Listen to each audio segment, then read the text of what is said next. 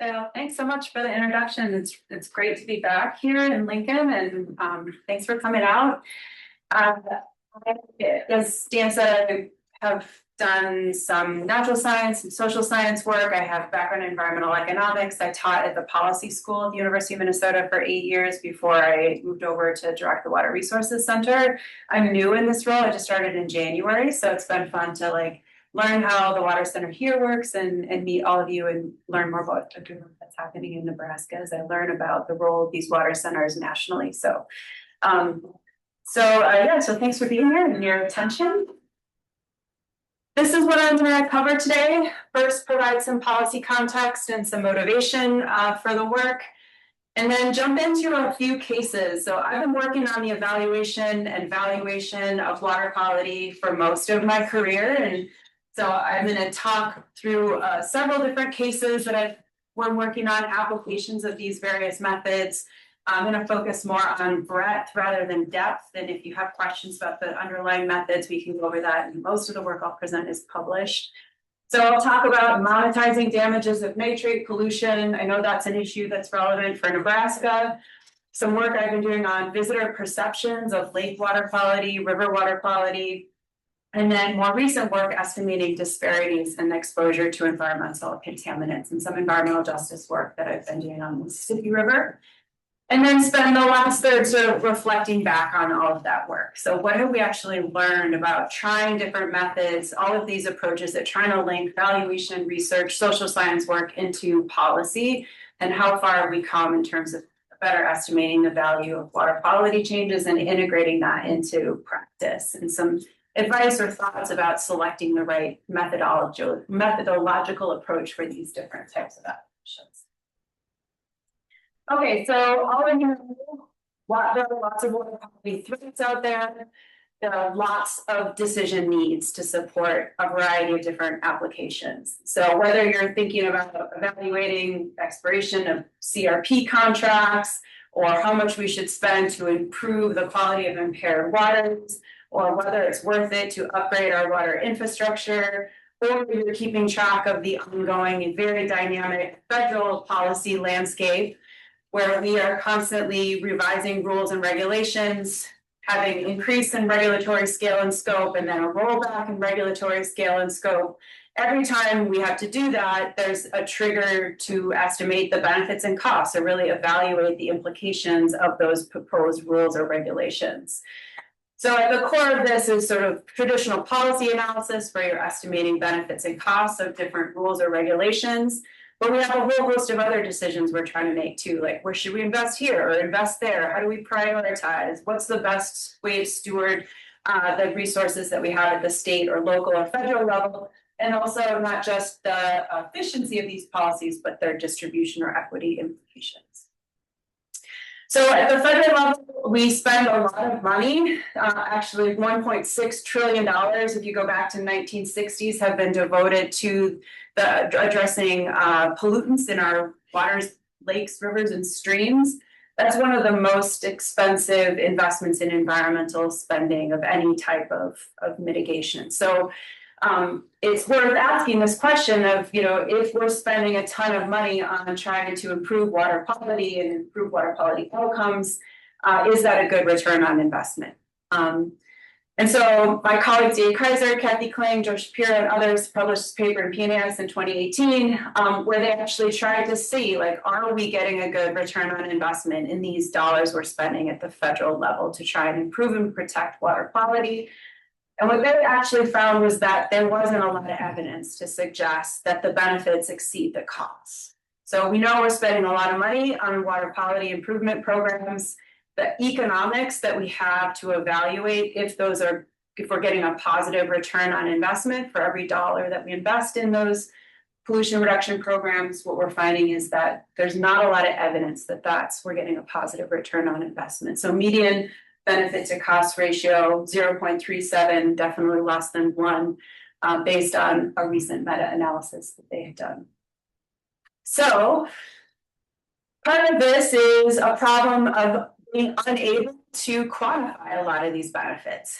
right? So this is my own, and we, along with the student, went back over a decade looking at different rules and regulations under the Clean Water Act, and just screenshots of each of these regulatory impact analyses. And the highlighted areas are where we just can't assess the benefits. So, you know, we're trying to assess the benefits of different types of substance spill prevention programs or changes in the definitions of the waters of the US. And over again, you see things like, well, that wasn't monetized, or we couldn't quantify that benefit, or we don't have the data to estimate these benefits, unable to quantify, don't have the right data. So what you can see here is just we're missing a lot of really important evidence and data to be able to sufficiently evaluate these policies. And so part of, I think, what that study showed is we need a lot more information on the value of water quality benefits at lots of different scales across lots of different endpoints if we're actually going to do a good job evaluating these proposed rules and regulations.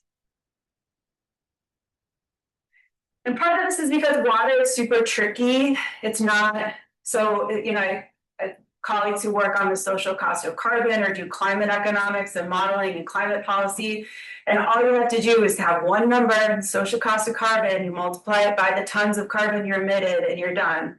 And that is not the same case for water. So when we're talking about water, it's not just a whole bunch of different constituents, right? It's nitrogen and phosphorus and sediment and contaminants of emerging concern.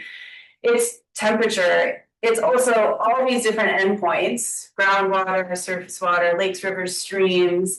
It's a whole bunch of different uses, creation, human health, property values. And so if you look at the intersection between all those constituents across space, water moves, it doesn't stay in place, it affects so many different endpoints and so many different beneficiaries, that modeling each of those impacts is actually quite complicated and requires a ton of data. And so those of us who have devoted our lives to trying to model this stuff, all of you included in that room know how complicated water is relative to other types of environmental values. So really the central motivation for most of my research has been, well, how can we evaluate and implement water policies? How can we do it at a scale with the right social science and natural science and hydrology in ways that are informing these decision needs, which we know we have at the state and the federal level? And how are we looking out for not just the benefits and costs, like the efficiency gains of these policies, but also are they equitable? And can we use other criteria like distributional analysis and environmental justice approaches to also include that information as relevant in decision making? And I will say, up until this last administration, we were moving heavily into requiring those kinds of equity and distributional analyses in federal policy analysis. Okay, so this is something I'm working on for a while. So this is from 2012. We tried to publish a framework where you could think about all actions on the landscape, how those led to different changes in water quality across a range of different constituents or contaminants, how that led to changes in a variety of water-related ecosystem goods and services, and then how that translated to changes in human health or human well-being. So I'm going to present results for just 4 different cases. So looking at nitrogen, nitrates in drinking water and some different valuation approaches, work on lakes, and then some work on rivers, in this case, the Mississippi River. So kind of starting with the simplest approach, if you're trying to figure out what are some of the damages associated with nitrate contamination in groundwater, one way to do that is just looking at avoided costs. So I have a private well. Many of you, if you have a private well, you and your well is contaminated with nitrate, as mine is, you kind of have a set of options. I could build a new well, I could buy bottled water, put reverse osmosis system in under my sink, which is what we actually do. And all those come with costs, initial costs and average costs, maintenance costs. So you can just sort of add up all of those costs, estimate how many households are affected, and that's one way to get some estimate of the costs incurred by households associated with nitrate contamination. But avoided costs are just a tiny little part, not actually the whole picture of what the true kind of economic damages of nitrate pollution are. So this few years we've been working on modeling more on the health damages side of things. So this is linking epidemiological data on relative risk ratios for how nitrate exposure in drinking water is associated with increases or decreases in the relative risks of different types of health conditions. And in this study that was just came out at the end of last year, we looked at these different types of conditions. So adverse birth outcomes, a few different types of cancers that had been associated with nitrate contamination, and then some non-fatal health conditions, macular degeneration and hypothyroidism. So for each of those, went into the literature, looked at how studies that have been linked nitrate exposure to different types of relative, how that increased or decreased relative risk of those diseases, and did a disease attribution modeling exercise to look at how nitrate exposure in public water supplies, this time instead of private wells, was associated with different types of health damages. What we found is over $745 million in estimated annual damages associated with nitrate contamination in community water supplies. So these are often and primarily where these suppliers are supplying water that's actually in compliance with the federal drinking water standards. So it's below 10 parts per million, but still elevated.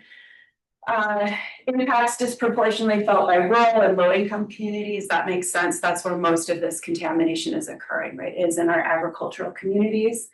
And that actually this bucket, these long-lived but non-fatal conditions like macular degeneration and hypothyroidism accounted for the greatest share of damages. And that's because these people are living for a long time and incurring direct medical costs each year associated with these diseases or conditions. And so when you have that year over year across a larger number of people, you get larger estimates of health damages.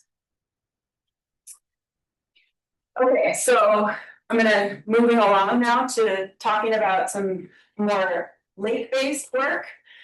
This is a study where we expanded an initial study that I had done just in Minnesota using geolocated social media posts for people who visited lakes.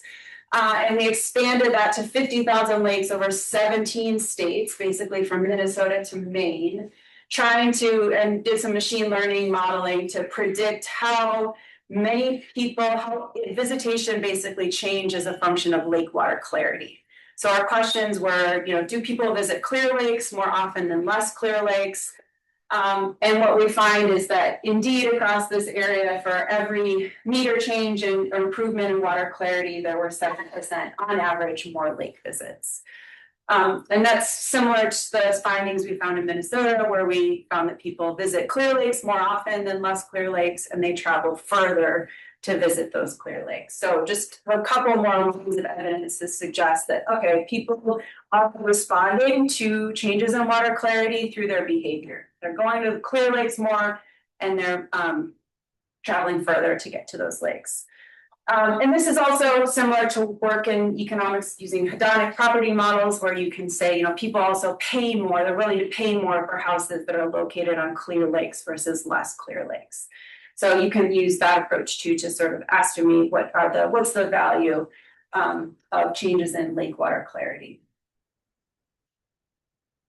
We are now trying some new approaches to try and get visitor perception information. So this is a brand new, out in the field right now, research that's happening in a set of 17 lakes in the Twin Cities. So if you're familiar with Minneapolis or St. Paul, this is kind of like the urban core, and then lakes that sort of surround the Twin Cities and the counties adjacent. So here's a picture of one of the urban lakes that's in our study, Lake Nokomis.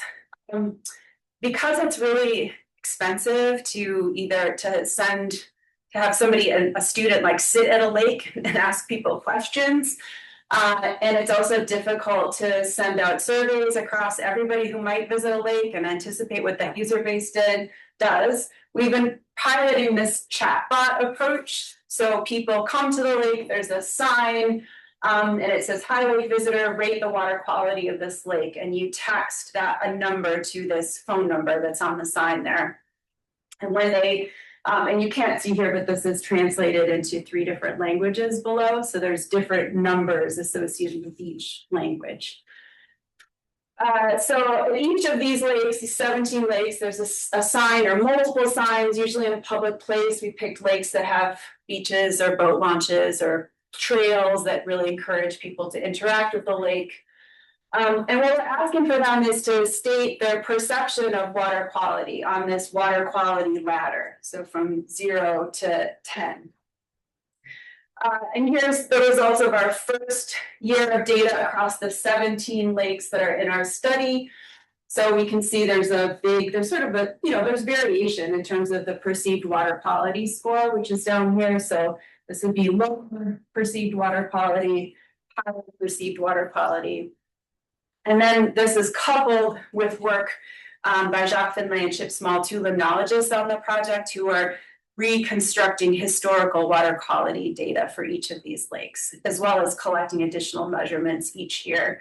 And because we have the timestamp of each of these surveys, we can bring it back to like that specific day, that month, and know what the water quality was at that time in that lake. And we're really trying to figure out, like, do people notice that their water quality is changing? Do they actually respond? Do they perceive these changes in water quality? A lot of these lakes are going through big management transitions. They're spending a lot of money on alum treatments, or they're removing vegetation, or they're spending a lot of money to try and improve water quality. And the lake managers are very interested to know if people notice those changes and if they're actually perceiving them. So this has been, in addition to this question, there's a series of 12 questions that this chatbot sends the respondent. So if you send a text to that number, it'll send you about 10, 12 questions back, and you respond to the bot via text message. So we'll have more. We're in the process of collecting another year of data for this study across these lakes. Also doing a similar method on the Mississippi River. So this is another place where it would just be completely infeasible to try and assess water quality perceptions across the headwaters in Minnesota all the way down to the Gulf of Mexico. But we're trying to do it by deploying a network of these chatbots. So we have these signs. In this case, we're asking people to take a photo of the river when they encounter the sign. And then when you text the photo, the bot will respond back to you with a set of survey questions. And so this is sort of a map of where all of the bots are currently installed, and you can sort of see a few of them out in the world in these pictures here. So again, asking similar questions, as well as like, why did you come to the river? What are you doing at the river? Do you think the river is getting better or worse? Do you feel how you feel about swimming in the river, fishing in the river, eating fish from the river? So we're able to get a variety of different user feedback inputs from these surveys. Some brand new data just from these bots. And in this case, we're trying to visualize it in these regional bands from the headwaters down to the Gulf of Mexico. And so this is average water quality rating based on the prompt, which is on a scale of 1 to 10, rate the water quality in the Mississippi River, 1 being poor, 10 being excellent. And you can see there's a suggestion of a decreasing trend of people's stated water quality from the northern reaches of the river down towards the delta. So we're going to be working on analyzing these data, and we have another year at least of data collection from these distributed bots for the next year. I'm going to tell you a couple more things about this Mississippi River project, because it was it's an attempt for us to try a whole bunch of different like experimental approaches at assessing water quality changes and how people value water quality changes, including the surveys. We also I have a postdoc who was a qualitative researcher who did a bunch of coding work for interviews based on previous expeditions. These are canoe trips and cycling trips up and down the river. called this Relay and Paddle Forward, were from 2013 to 2023. And as part of that, there were over 600 interviews that had been conducted up and down the river with people who lived near the river, residents of these communities. And so she developed a coding scheme to try and understand people's uses and perceptions of water quality and perceptions of threats to the Mississippi River, and then use this qualitative analysis software in vivo to code and analyze those interviews. So we also have now the results of that content analysis. And it's just been really interesting to kind of look at, you move from the headwaters down to the Gulf. You know, in this upper region, people say, oh, the river is beautiful, it has abundant wildlife, and it's a good place to retire, and the water is clean. And we use it for hunting and fishing, and being near the river, and trapping, and art, and scenic value, and wildlife, and trails, right? And as you get further down, people talk about the river's treacherous and dirty, or there's concerns about flood control. And you start to see different types of uses being predominant in what people do at the river, why they value the river. So it was just a really interesting way to kind of get another line of data about how people perceive water quality, what they do, and how that varies across this continuum from the headwaters to the Gulf. This is also a really interesting corridor to investigate because it has really striking demographic trends. So these are the counties that are adjacent to the river, and you can see distribution as percent of total population that's Black or African American, median household income, and then percent of adults with a high school diploma or GED. So pretty like striking change between the headwaters and the Gulf in terms of some of these demographic variables. So in addition to this water quality continuum, it's also really interesting to try and understand how these different communities perceive and value water quality changes, and we're attempting to do that at scale that's policy relevant. So in addition to the qualitative data, the chat, we also made a point in this project to visit these communities. So we focused on the Twin Cities, Memphis, St. Louis, and New Orleans. Baton Rouge is like the core metropolitan areas that are located along the river. And in each of these places, we brought our full research team to these communities, and we spent 3 days doing site visits and connected with environmental justice organizations, river advocates, nonprofits, people who are working with communities that lived in adjacent and were affected by the river and environmental quality. And they took us around in their vans and they showed us their neighborhoods and they talked about what was important to them or what they were concerned about.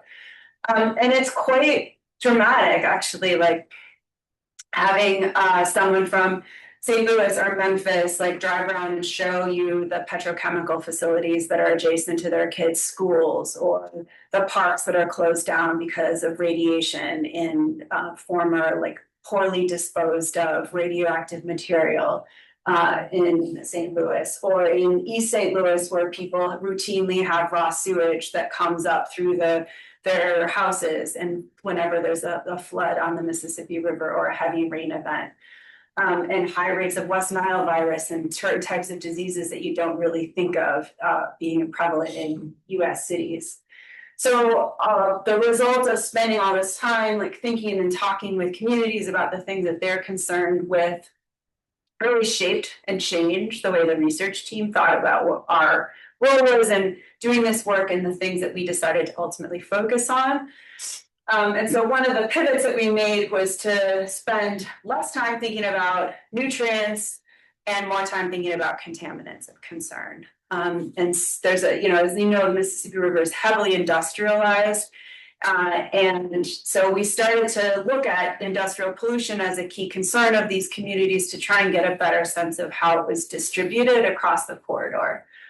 So for this work, we were looking at toxic release inventory, or TRI facilities. And the EPA maintains a model called RISI, which stands for Risk Screening Environmental Inventory Model. And basically for every TRI registered facility, and this is a zoom in on Shelby County in Memphis, Tennessee. You can see where there's a RISI facility, and they know the pounds of different types of contaminants across a range of different ones that are released. And then you can map those to where they're distributed. And there's some modeling that happens that EPA does to model those releases into flow line concentrations. So you can measure actually toxic concentrations and map those based on these different flow line pathways. So then we took these flow lines where we had toxic concentrations, and we mapped them with subwatersheds that surrounded those flow lines. And then we rasterized demographic data so we could look at population statistics associated with each of those subwatersheds. We did that across the entire basin, kind of focusing on the counties that were adjacent to the Mississippi River.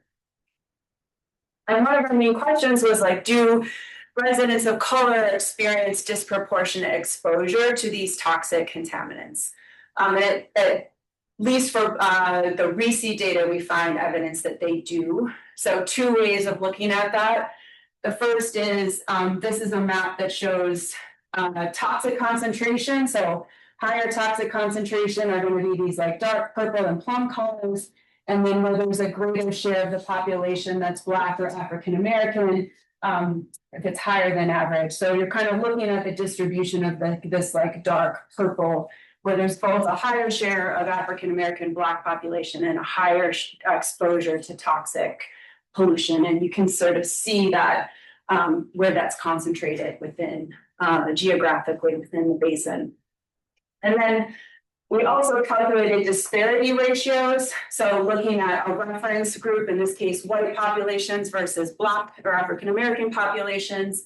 And over time, so if we're using data from 2008 all the way to 2022 for each of these different regions. And so these correspond to sort of those bands I showed you earlier, from the headwaters to the Gulf.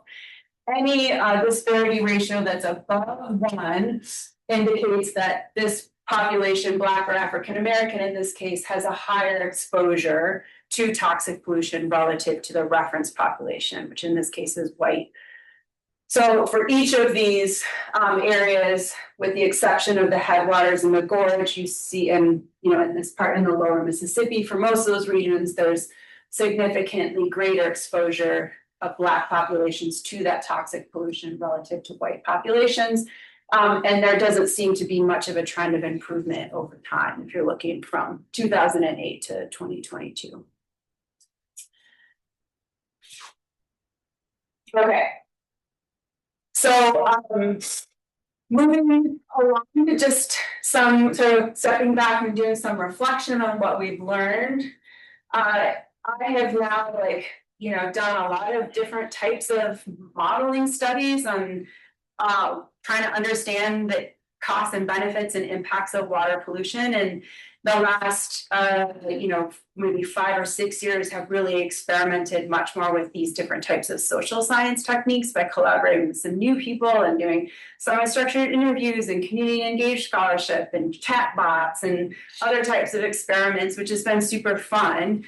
And it's also given me a chance to kind of do some reflection of like, okay, what is really policy relevant work of this? And what is the right toolkit to go forward to try and inform policy and planning across a suite of different methodologies? Because these needs exist still. We've got new policies and new programs, and we're not going to run out of decision needs for this kind of information.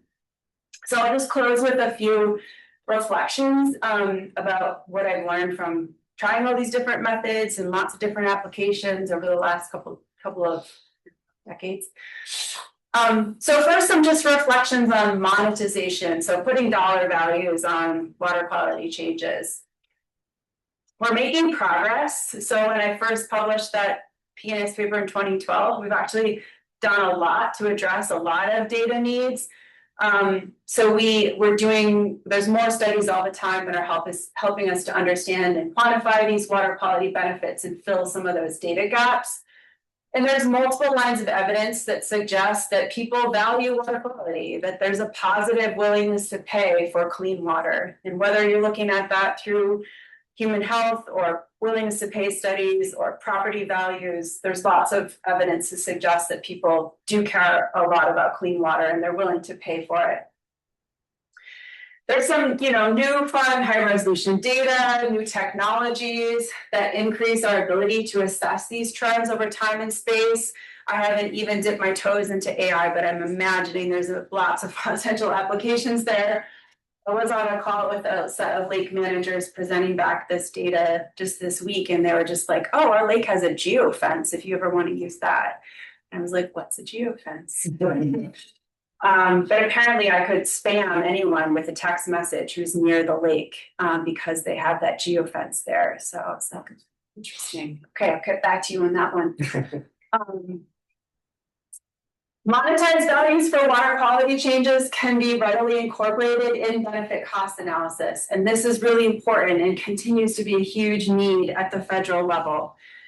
It's a little awkward to say this now because we're dismantling all of the infrastructure to do this at the federal level and rolling back best practice of decades of economics to change the way that we're valuing benefits and costs of environmental rules and regulations. But I think we have to hope that those standards will persist beyond the current administration and will continually need this kind of information. And we do need to be able to perform really robust benefit cost analysis that are required for major rules and regulations. So at the federal level, we need to continue to push on this because it's going to be important for regulatory review in the future. And the benefits of having things in dollar values is that you can evaluate return on investment across multiple objectives using a common metric. So if you're trying to, figure out if should I spend this dollar on water quality or should I spend this dollar on this other public health or environmental initiative, having these in a common metric helps to facilitate that sort of comparison. But there's some limitations to monetization and putting dollar values on water quality changes. The underlying economic models that we use to assess water quality values require that those values be expressed through simulated markets. Okay, so we're trying to impose a consumer choice model on each of these scenarios. And so we observe preferences at the level of the individual. We assume people are rational. We assume they have full information, that they have well-formed preferences. And of course, that's not always true. And so not all of these assumptions are going to apply at all cases. And so not those like that core economic model. Sometimes you have to accept a set of assumptions if you're going to use that approach. A lot of these methods kind of bias or have preferences towards the rich that count more than those of the poor. So if you're asking people what's your willingness to pay for cleaner water, if you have a greater ability to pay, you can have a stated higher willingness to pay. If you are looking at values of water and measuring that based on property values for people who live in lakeshore homes, those tend to be whiter and wealthier households. Who owns lakeshore property, right? It's not the poor. If you're looking at travel cost models to look at how far people visit lakes, well, most people don't. Not everyone has access to a car or a boat or some of the amenities that allow you to access those types of water-based recreation. And so if you're just looking at preferences of those groups, then you're missing a lot of the population and you're just not sort of really considering their values in those models and approaches. There are also just methodological limitations. There's data limitations that affect what benefits are valued and whose values are counted. And so if you're just sort of following where there's data, you may not be actually getting a full set of the diversity of different beneficiaries or values. And that efficiency metrics, by definition, don't address equity concerns. And so if you're interested in equity and distribution, you have to look outside some of these standard economic tools and approaches to really capture those distributional considerations. And then unique to water, this is sort of, my personal opinion is that I don't think all water-related benefits can or should be monetized, right? So, If we're thinking about values associated with sacred cultural spaces, in Minnesota, we have tribes that have deep-seated cultural connections with certain water bodies. It does not make sense to go up to them and ask them, what are you willing to pay for the desecration of your sacred space, right? That is just not an appropriate thing to monetize.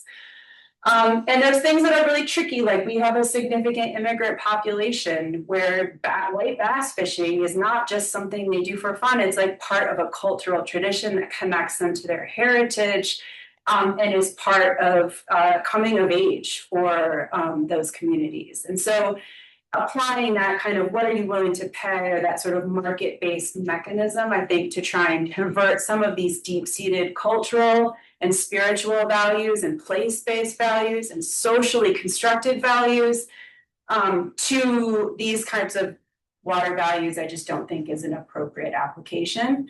So we have to reconcile with the fact that, okay, this stuff isn't going to get monetized. That doesn't mean it shouldn't be considered. And so how are you bringing in multiple, like, pluralistic ways of thinking about values into policy analysis, especially when your metric at least at the federal level is just benefits and costs? How do we reduce everything to a benefit cost ratio when we know there's a lot of really important stuff that's just not going to fit into that model? So, thinking through how do we help policymakers handle multiple lines of evidence and multiple types of tools and multiple forms of data, because these kind of narrative approaches are actually also super powerful and policy relevant. So there's lots of alternative methods for value elicitation, and I mentioned some of them. You can do qualitative analysis, you can collect semi-structured interviews, you can do focus groups and site visits, you can use, chat bots, you can do surveys that don't necessarily ask people about their willingness to pay, but ask them about what they care about and ask them to rank order their preferences without converting those into dollars. I've done some Q-sort prioritization exercises with people. So there's lots of different types of methods that are out there to capture values that don't require monetization and aren't based in that same kind of consumer choice model. The problem is they're not as useful for benefit cost analysis. So there's an application there that this stuff just doesn't quite fit as neatly into. Even if you don't do monetization, modeling, spatial analysis can be still very helpful to assist in prioritization or evaluation. And I think a lot of the, in this room who work on modeling know that it's really helpful to have a sense of where's the best return on investment, where should you be most strategic in deploying best management practices or investing in restoration or conservation. And so integrating biophysical data with data on people can be a really useful way to intersect those different kind of, not just the supply of a service, but also the demand. So these are some maps we've made for our Pollution Control Agency and Department of Natural Resources, where we're taking the biophysical data that those agencies produce, like where is there really good trout habitat in the state, but intersecting it with use data where we actually know based on visitor surveys where most of the trout anglers are and where they go and where visitation is. And so if you combine those two together, then you get a prioritization map that looks like this, where higher priority areas for trout restoration are both where there's trout habitat and where there's a lot of demand for trout angling. And you can do the same for, for groundwater, again, not just where is the groundwater sensitive to contamination, but where are the people drinking the groundwater? Or where are lakes sensitive to phosphorus, but also where is there high visitation of those lakes? And so lots of people are going to be affected if you improve water quality in those areas. And then looking at, the different downstream impacts, whether we're affecting Lake Winnipeg or Lake Superior or the Gulf of Mexico, how are you thinking about those endpoints is also relevant in the prioritization of where you invest in restoration and protection. So this question of if you use different methods, do you get different values? Like, does your policy analysis change? Does your result or recommendation change? And I think we've got some evidence to suggest that yes, like the methods you use to assess your policies do influence the values and the prior like policy recommendations that come out of that. So it's worth taking that into consideration, being really thoughtful about the methods that we use. And appropriate methods depend on their intended uses. So, you know, if you are just trying to raise awareness that, hey, water quality is super important, you probably don't need a sophisticated linked hydrologic economic model that runs on high resolution data under different climate scenarios, right? There's probably other ways you can just raise awareness about that issue. If you're trying to design a specific instrument, if you have to do damage or compensation claims, if you're doing a benefit cost analysis, then yeah, you might have to invest more time and resources, and you might have higher requirements for reliability and accuracy. But just taking a beat and thinking about what's this going to be used for can help to identify where the best place is to invest in modeling or methods.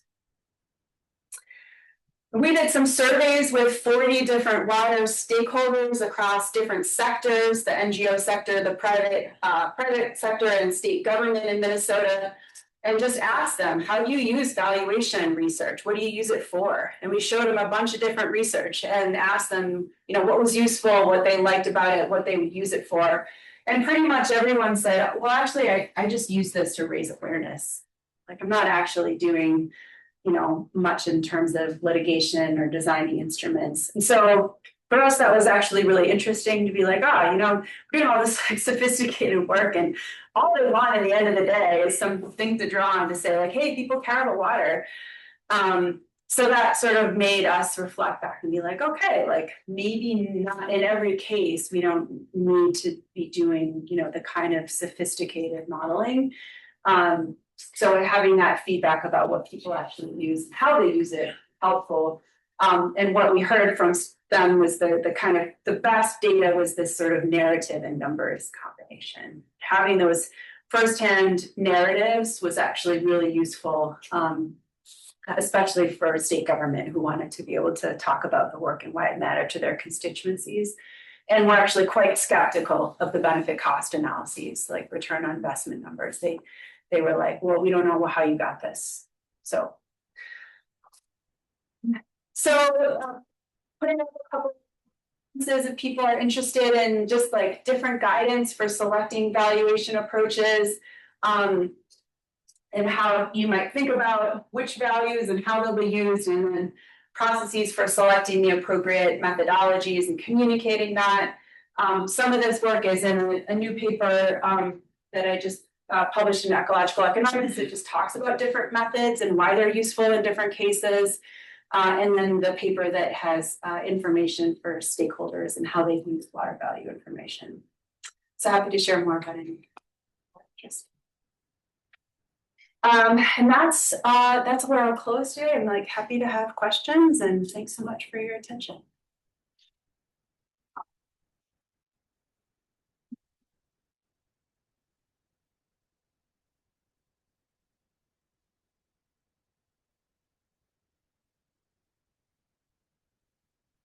When you were going through the communities and talking to, because I'm familiar a little bit with like the Mississippi Delta, there's a difference between Memphis and there's a difference between that and like Vicksburg. Did you think about some of those smaller communities that may be proportionally more impacted? And I know probably logistics and resources were limited, but yeah, I'd be curious to your thoughts on differences in community size. Totally. I never made it to Vicksburg. I would like to go to a lot of those different smaller communities on the river. We focused on just the urban centers. Because it's such a huge geography to cover. It's actually, when you're doing the driving distance, like, oh, it's impressively far to get from one place to another. Yeah, and you know, we ended up focusing on the communities that we did, and partly because at least St. Louis, the greater St. Louis area, Memphis and New Orleans, Baton Rouge, just huge clusters of industry along the river there. And so just really wanting to try and understand better, like how can we help these communities understand the differential impacts that they're facing because of that industry. Yeah. I'm a limnologist, so I've been like loving this talk, and I've heard a little bit about the pond survey work from other contexts, and I'm wondering if you're picking up, because lake quality, not the ponds, but the lakes can change, you know, through seasons. Yes. Do you pick that up in the text analyses? So in the chatbot data, we started by doing a pilot on 2 lakes, 2 heavily visited urban lakes. And in those 2 lakes, we actually got hundreds of responses, and we were able to get enough temporal resolution that we could map that up with those seasonal fluctuations in water quality. We found like a loose correlation. So there were, you know, one of these lakes definitely has a late season algal bloom, like a pretty significant. So the water's quite clear in the spring and then quite cloudy in the fall. And it seemed to be that we could pick up a little bit of a trend there. There was one lake that was significantly cleaner than the other lake, and it had significantly higher scores. So it did seem like between lake to lake, like clear lake, less clear lake, people could tell. But in that seasonal trend, you would hope or think that it would be more, it would reflected more in those perception scores, but it wasn't. We did, when we bisected the data between like people who live right near the lake and people from zip codes further away, then we were able to see a stronger relationship between the people who lived closer by than the people who lived further away. And that sort of makes sense as well. We asked a question of like, do you feel like the lake is improving, staying the same, or getting worse? And you know, only after the fact when you're analyzing your data, you're like, well, we don't have any idea what time reference they're thinking of. And when they're responding to that question, are they thinking about just this season or like over 10 years or 5 years? So it's hard to, we have these numbers now, we don't actually know exactly how to interpret them. Yeah. But then there's also, when you ask people like, why did you give the water quality score that you did? And we have them, they just text an answer to that. It's things like trash or goose poop or, so they're not like the chlorophyll A concentration, it's not, you know, so responding to things they can visually see. And then there's all these, as you know, like interesting dynamics with, as you get clear water, you get more macrophytes, and so you can have really weedy water that's really clear, and people may not like the weeds even though they like the clear water. So it's, you know, it's complicated. Yeah. I have a question from the online audience. So someone would love to hear more about the correlation between nitrate and hypothyroidism, if you have more info on that. Yeah, so this is where I'm not an epidemiologist. Yeah, so we do the disease attribution model. So basically you have to look at diseases where there's known case counts in your county or in your area. And then you're looking at the literature that has linked nitrate exposure to they produce a relative risk ratio, which is like a ratio that shows as you increase nitrate exposure, like does that increase your relative risk of contracting that disease. And so then when you have that, and we have to impose distributions on those numbers because we don't actually, you know, we just have point estimates across a range of nitrate exposure levels. And then we do Monte Carlo simulations to like draw from that distribution to estimate why you might have differential levels of that link, but how many cases are basically nitrate attributable? How many cases of hypothyroidism that we're observing in a given county are attributable to nitrate? And then for every case, then you look at what are the costs of a case of hypothyroidism, or what are the costs of a case of macular degeneration. And so then you're going to these big lookup tables that show direct medical costs associated with different diseases. And you're estimating, you know, annually how much people have to sort of pay in direct medical costs to deal with those diseases. And then what's the average number of years that they deal with that disease. So because these longer lived but non-fatal conditions, if you can estimate there's a certain number of those cases in a state or region that are attributable to nitrate exposure, and you're adding up those damages every year that occur as associated with those cases. So that's basically where the numbers come from. It's from direct medical costs, as opposed to the cancers, where if someone's, if there's a premature mortality because someone dies of a colon cancer or thyroid cancer, then we count that as use a value statistical life approach and estimate the cost that way. Can you, so those are medical costs, and do you have other estimates of the quality? Because they do those like qualities, right? We do qualities in that study as well, yeah. So we have those non-fatal conditions are direct medical costs. And then for the birth defects, we're using a quality approach for a lot of those. And so we can get the quality adjusted life years. So if there's a disability or morbidity, and you can add that up using qualities. But they're measuring different things, so we're not adding them together. So you're trying to like keep everything in its own little lane. But yes, we're using a quality approach for some of those conditions. Yeah. Have you attempted to link water quality in the Mississippi Basin to retail revenue, income, especially for those that support recreational activities? That's a good question. No, I know there are some people who have done, is it in-plan? Is that the model? Yeah, so looking at like outdoor recreation industry, trying to assess the value of that. The most recent application I know of that is related to the boundary waters and specifically threats around mining contamination and how that might affect the economy, outdoor recreation economy around those areas. I haven't done any of that work specifically. We did a series of focus groups with some of the business sector leaders in the Twin Cities. We've got headquarters, a bunch of Fortune 500 companies. Not all of them have like a water risk vulnerability as part of their supply chain, but they all care about retention and attraction of talent. And so they actually were motivated to be part of this water cohort because they see having significant outdoor recreation opportunities related to water as pretty key for their strategy for talent retention, attraction, which I thought was interesting. And kind of related to that, how about a median household income as the distribution related to the quality of water in that region? Across the Mississippi River.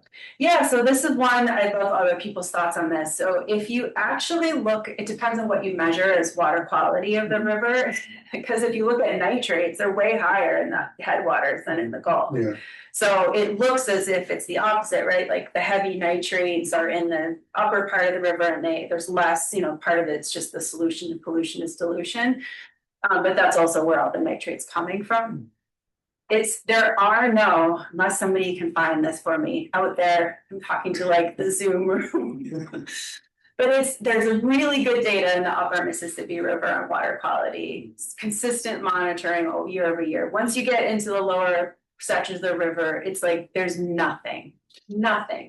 And especially consistent annual measurements on things like contaminants of emerging concern, PFAS, industrial pollutants, just like can't find any of it. And so we can't really reconstruct water quality continua for the Mississippi River like we can for other water bodies, with the exception of USGS like sparrow modeling and sort of nitrates and phosphorus sediment. But in terms of other constituents that people care about, and when we went to communities, they don't care about nitrogen, phosphorus, and sediment. That is not on their radar. It's not something they're concerned about. They are concerned about contaminants. And, I can tell you in some of the most polluted water that I have ever seen, there were people fishing in those backwaters and feeding their families with that fish. And, the fish consumption advisories are at the state level. And so you can have a place where like one state on one side is like, oh yeah, no problem, eat all the fish. And then the state on the other side is like, don't eat the fish. It's the same river, it's the same fish, right? But states have different triggers for how they adopt those fish consumption standards. So we were even hoping to use that as a metric of water quality, but you can't use that. So I am continuing to search for basin-wide water quality data for the Mississippi River, but I have not been able to find good continuous annual water quality data across a range of contaminants. Like to have. I have another online comment. Yeah. So first, they say, thank you for including info on how Native communities may value these water resources differently. And then second, they say that they had not heard of the association of macular degeneration and nitrate before. So they're curious for more info on that as well. Yeah, I can't say much about that because I don't know much about macular degeneration other than how to estimate its monetary costs. But yes, so I would refer people to Google on that one. Do more about macular degeneration, yeah. Well, I think the crowdsourcing approach of the at lake level, collecting data on the interpretation or the perception of water quality is really interesting. I was curious if you'd look at the data to see how many repeat samples you get. So if you get like Yeah. smaller local lakes, you probably have people who go Yeah. over and over. And Yeah, I mean, the nice thing is we have their phone numbers, so we can identify distinct users. And so we can slice the data differently. So we can just say, like, we can average across that, or we can look at how many people are kind of repeat users. We're actually encouraging people to take the survey multiple times. We got some low response rates at some lakes this year, and so we're actually trying to do more to raise awareness that the signs are there. And thinking about other methods to try and increase response rates. so I was saying that would be a positive if you Yes. got repeat samples from the Yes. same people. You could Yeah. start to see how that Yeah, changes over time, which I think would be really totally. That would interesting. be really helpful. And what we'd also like to do, because we have their phone numbers, and the last question in the survey asked, would you be willing to be contacted again? That we could set up panels and look over time and repeated asking some of the same folks the same questions. At least I don't have the statistic for the lake stuff, but in the Mississippi River, it was about 80% of people said they'd be willing to be contacted. I'm shocked by. So yeah, we'll see if we can do something with that data. Because you could then say, like, just look at people who eat fish, or just look at swimmers, or just look at lake boaters and learn a lot more about them. Yeah. Talking about raising awareness around those lakes. Yeah. Have you interacted with or like reached out to any sort of like citizen science groups that do sort of common, to like see if Yeah, a little bit. So there's a lot of active homeowner associations, lake associations, and then some of the lakes are managed by parks, some are city, some are, watershed districts. And so it each is like a patchwork of kind of groups that are associated with them. In our first year, we were just kind of like kept a distance from all of that. And now we're like, yeah, like tell everybody, take the survey. And so I think we are trying to connect with volunteers, art on the lake days, community events, and we're gonna tell the people who are there, just like, go, there's a sign over there, take that survey, that sign. That's our approach for this year, to try and get more people to interact with the signs. Yeah, it's the ones that are on boat launches, we've realized, someone described it as like a sign tree. And so at the boat launch, there's like a million signs. And so I think our sign gets a little bit lost and doesn't have as good a response as where it's like standing alone, at a beach or something. Yeah. Along those lines, I've kind of a technical question about the IRB for that. Yeah. How are you? There wasn't one. I did one, yeah. You did had a one. lot of questions. So, are you requiring that they have to be over the age of majority in order to? Yes, so there is a little disclaimer sign that talks about who can respond to the survey. And then they wanted us to include like a very long preamble, as you do in most surveys, but it has to come through a text message. So we're limited to 140 characters. So we have a link to a website. It was ultimately a compromise. And so there's more information that describes the study that's there. But yes, you would have to kind of agree to consent to take this, that you're over 18 years of age to take the survey. Yeah. But it was a lot of back and forth about how to do this in an IRB compliant way.